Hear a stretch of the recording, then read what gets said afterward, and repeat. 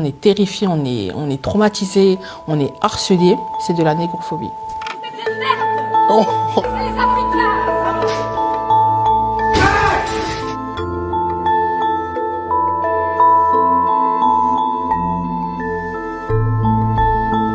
J'ai 27 ans, je suis étudiante et en même temps je travaille. J'habite à Sint-Pietersleeuw en Belgique. On vit ici à 5 actuellement, donc ma mère, mes 2 frères et ma fille de 5 ans. On a acheté le duplex au premier étage en mars 2016 et 1 an après, nos voisins ont acheté l'appartement au rez-de-chaussée. Au début, c'est la super entente, ils sont hyper gentils, ils invitent ma mère pour prendre le café chez eux plusieurs fois. Ma mère elle-même, quand elle a fêté ses 50 ans, elle les invite et ils viennent. Donc au début, franchement, top de chez top, rien à dire.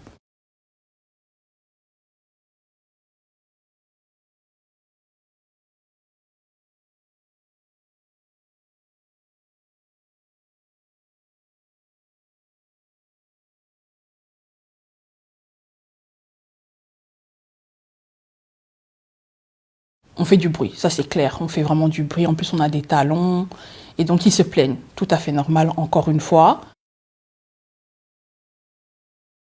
Et donc nous sortons. Pendant la soirée, donc moi je reçois des messages, des textos de la femme qui se plaint que mes frères font du bruit.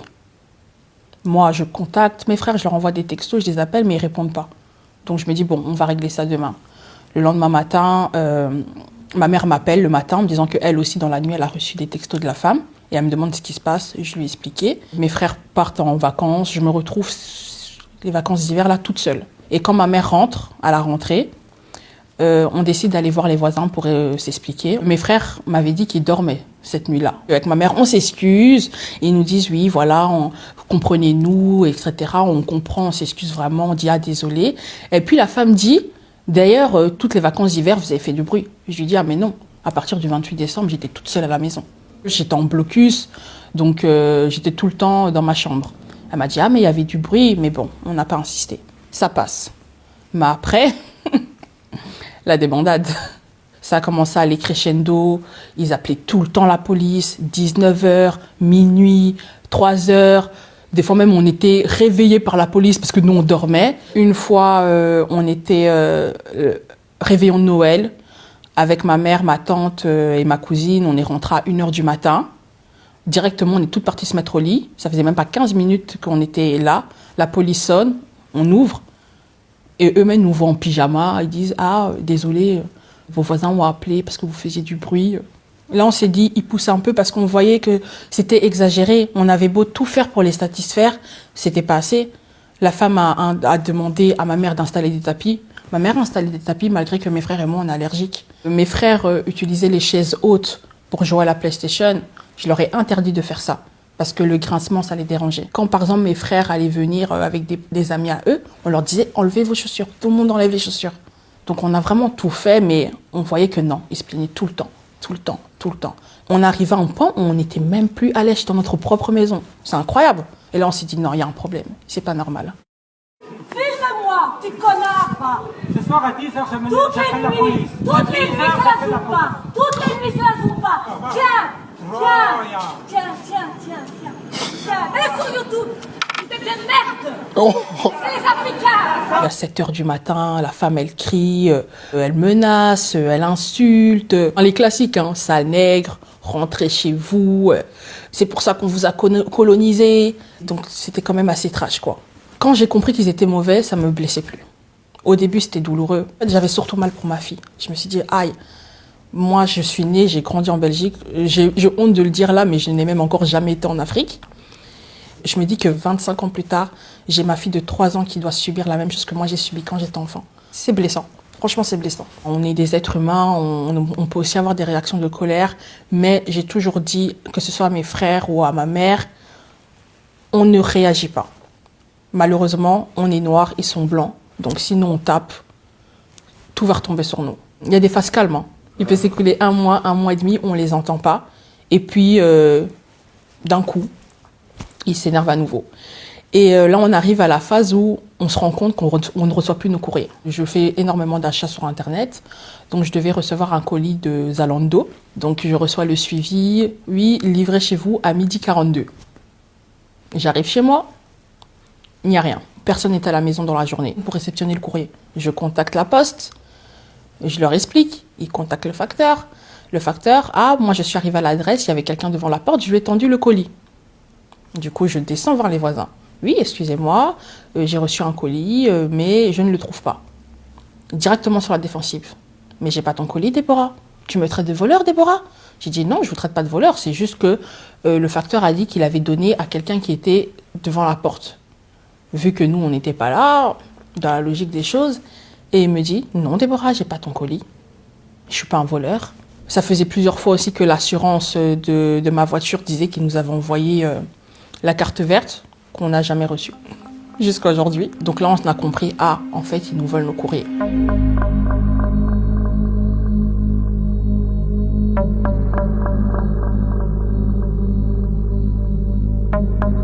On s'alarme pas, hein. Jamais ça nous a traversé l'esprit que ça pouvait venir d'eux. Le jour où on rentrait du réveillon de Noël, ils avaient appelé la police, comme je vous ai dit, la police sont arrivés, ils ont vu qu'on dormait. Donc la police sont descendus pour leur dire, bah écoutez, ils ne font pas de bruit. On a entendu un gros boum, mais on n'a pas fait attention, enfin, on avait l'habitude de leur crise de nerfs, donc on n'a pas calculé quoi.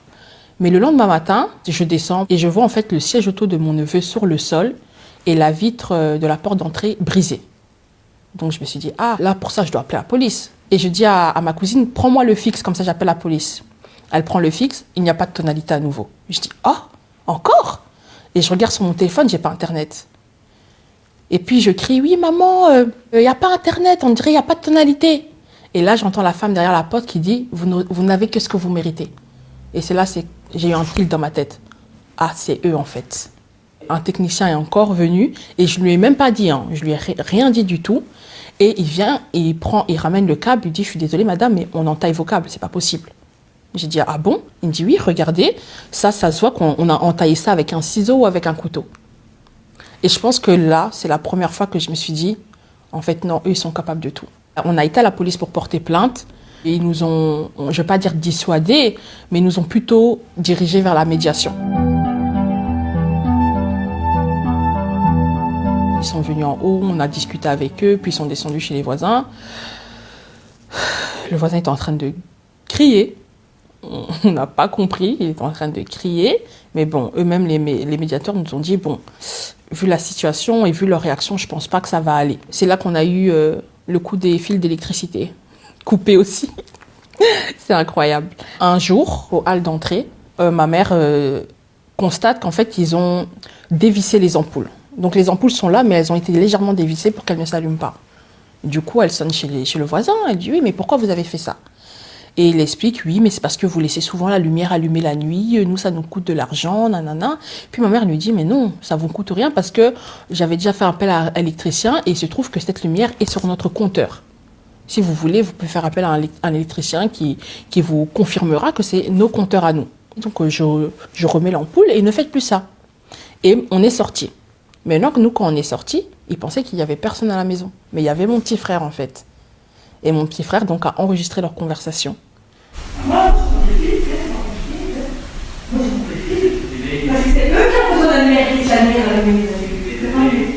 Et en effet, quand on est rentré le soir, il n'y avait plus de lumière. Sans s'en rendre compte, il y a un stress qui s'est installé en nous. C'est que moi, je peux être posée. Dès que j'entends un bruit, je panique directement. Je me dis, est-ce que c'est eux? Qu'est-ce qu'ils ont fait? Je panique. Quand ils étaient gentils, on ne fermait pas cette porte. Mais depuis qu'on a vu qu'ils étaient dangereux, on la ferme toujours. Hein. Je peux être ici à la maison, mais à l'étage, je ferme la porte à clé. Parce que ma mère elle a dit, on ne sait jamais, si ça se trouve, un jour, ils vont rentrer, mettre quelque chose dans notre nourriture. On est presque parano, quoi. On s'attend maintenant à tout venant d'eux. Et ma mère est rentrée dimanche soir.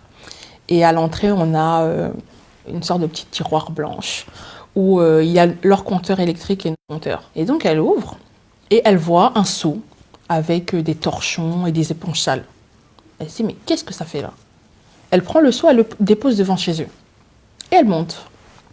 Le lendemain, elle va au travail et en descendant les escaliers, elle voit qu'ils ont ramassé plein de brins d'herbe, plein de bois, enfin toutes les crasses qu'ils ont pu trouver dehors et ils les ont déversées sur nos escaliers.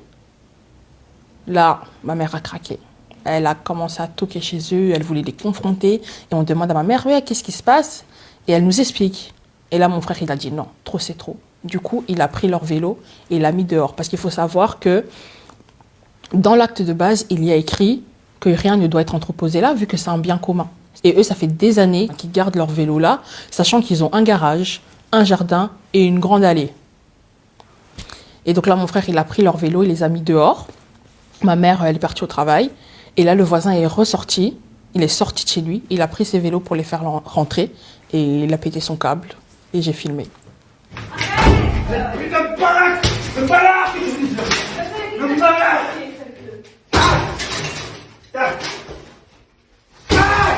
Le juge de paix, donc j'ai écrit un courrier. Et nous avons été convoqués,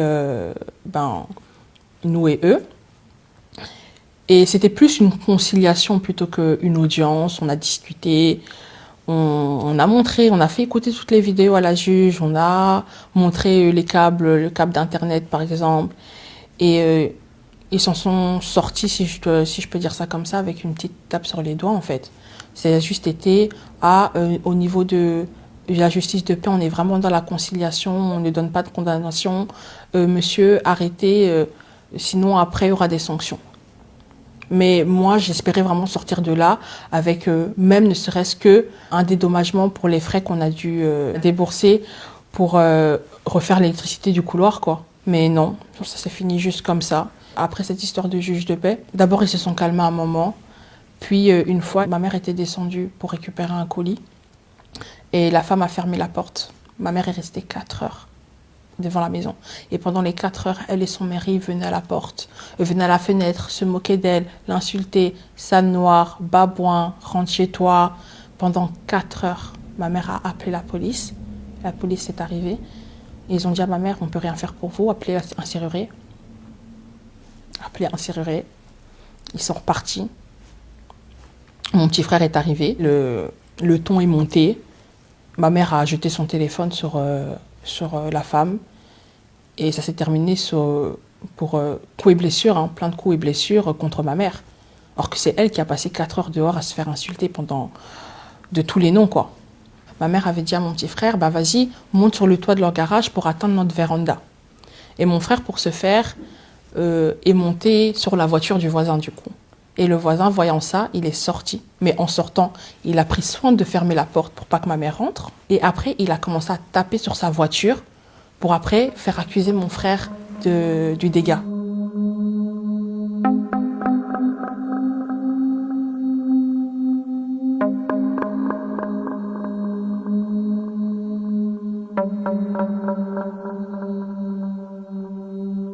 Ce matin, j'ai été au poste de police et j'ai pu porter une véritable plainte. C'est la première fois donc depuis 4 ans que j'ai pu vraiment porter plainte pour intimidation, harcèlement, incitation et provocation à la haine. Ça m'a fait du bien. Oh, avoir cette plainte après tout ce temps, je suis soulagée. On compte pas partir. Ils peuvent rester, franchement, nous, il n'y a aucun problème. Mais tout ça doit cesser.